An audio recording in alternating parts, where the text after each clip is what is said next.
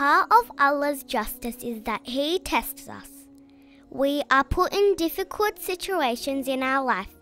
If we react by keeping our patience and faith, we improve as people and we get rewards from Allah subhanahu wa ta'ala.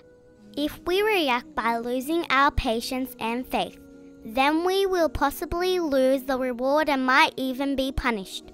Sometimes we feel that things are not working out the way we want them to work out. For example, we may really want a special toy but mum and dad cannot get it for some reason. We might feel sad because of this. Some children get upset and throw tantrums when they do not get what they want. However, a good Muslim child should not throw tantrums.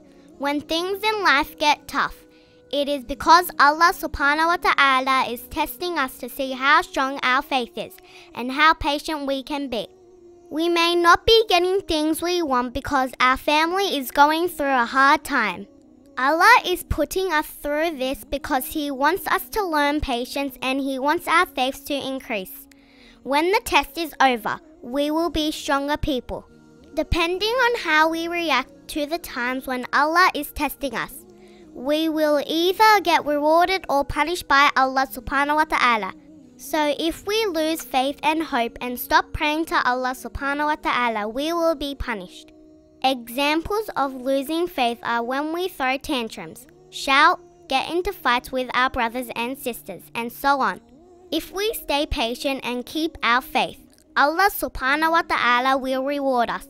Examples of keeping our faith and patience are remaining polite and helping our parents and brothers and sisters.